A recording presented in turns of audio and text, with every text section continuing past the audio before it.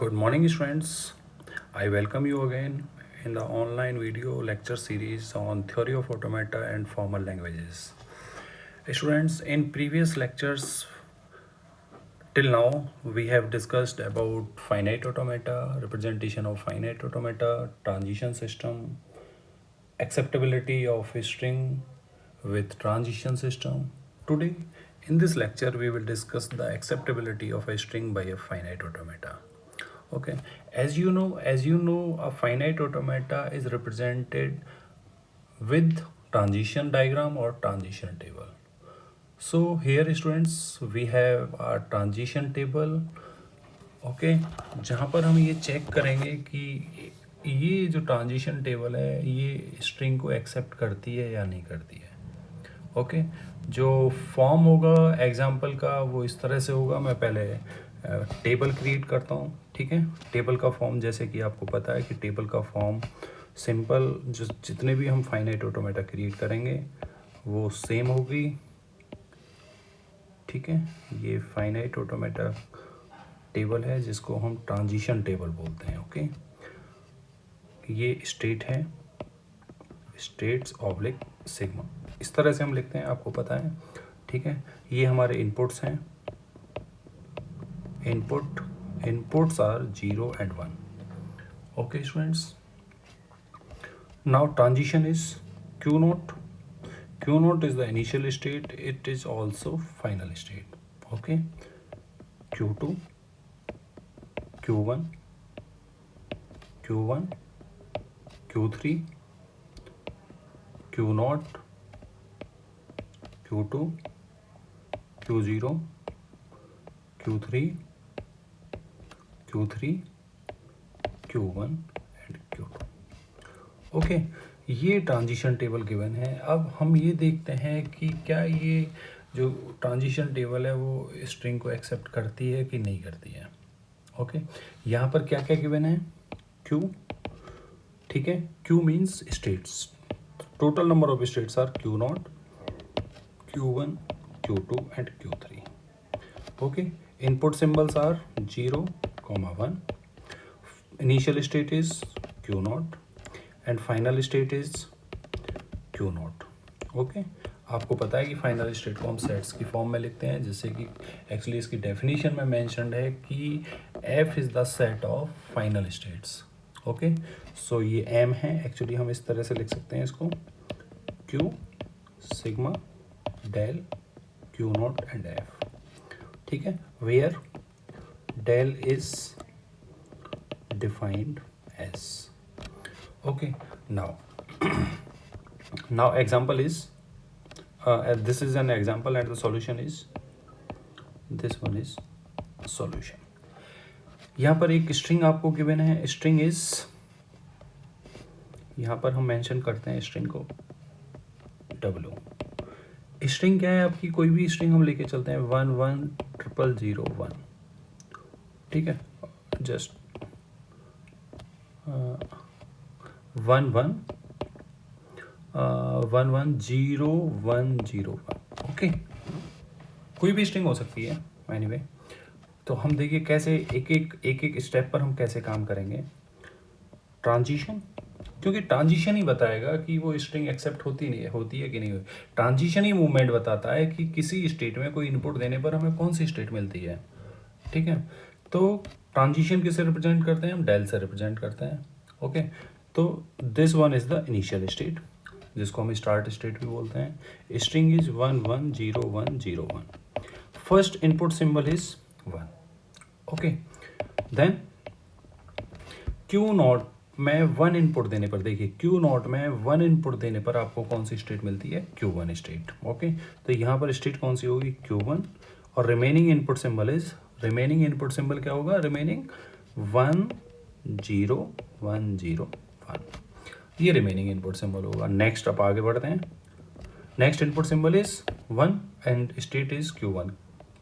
तो देखिए Q1 में 1 इनपुट देने पर आपको क्या मिलता है, Q not. Very simple, Q naught, state is Q naught and remaining input symbols are 0 1 0 1.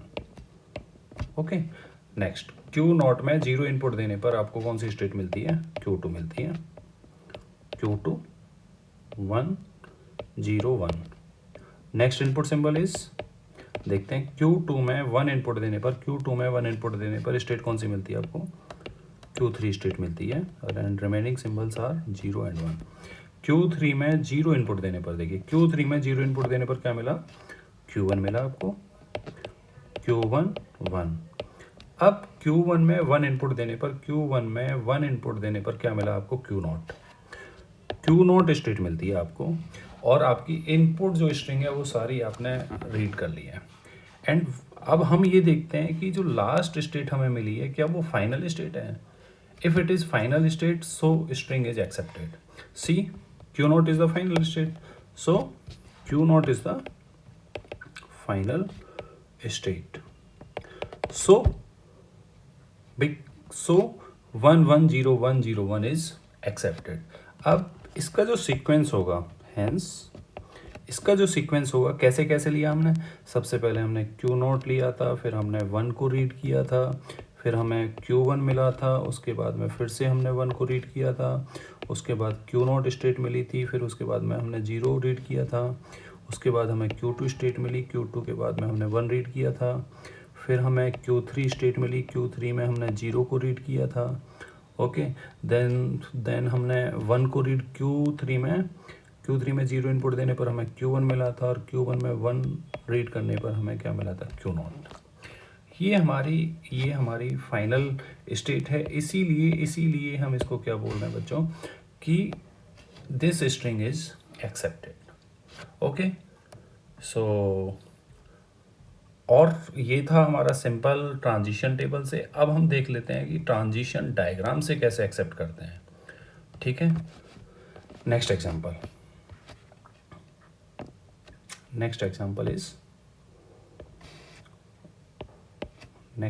is okay, next example हम पहले डायग्राम क्रिएट कर लेते हैं। Q0, okay, Q1 and Q2, Q3 and Q4 is the final state.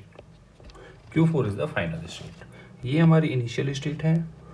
These are the transitions 0 1 1 0 1 null। Okay, ये है 0,1 लिख सकते हैं इसको। दिस वन इज 0 ट्रांजिशन, ये 0। ओके, इसको हम 0, तो ये एग्जांपल गिवन है ट्रांजिशन डायग्राम की फॉर्म में। अब आप इसको क्या बोल सकते हैं? ट्रांजिशन सिस्टम बोलेंगे। ठीक है, ट्रांजिशन सिस्टम इसलिए बोलेंगे क्योंकि यहाँ पर आप देख रहे हैं कि नल का ट्रांजिशन है। नल का ट्रांजिशन सिर्फ 2 ही केस में होता है, या तो ट्रांजिशन सिस्टम के केस में होगा या फिर नॉन डिटर्मिनिस्टिक फाइनाइट ऑटोमेटा के केस में होगा। ठीक है, तो ये जो ट्रांजिशन सिस्टम है ये किसके लिए ट्रांजिशन सिस्टम है? Non deterministic finite automata. Okay, क्योंकि आप देख रहे हैं कि नॉन डिटर्मिनिस्टिक क्यों बोल रहे हैं हम, आपको पता है कि जब एक इनपुट सिंबल देने पर किसी स्टेट में अगर 2 या 2 से ज़्यादा स्टेट मिलती हैं तो उसको NFA बोलते हैं। तो देखिए Q0 में 1 इनपुट देने पर Q0 मिल रहा है और Q1 में मिल रहा है, तो ये क्या है आपका नॉन डिटर्मिनिस्टिक।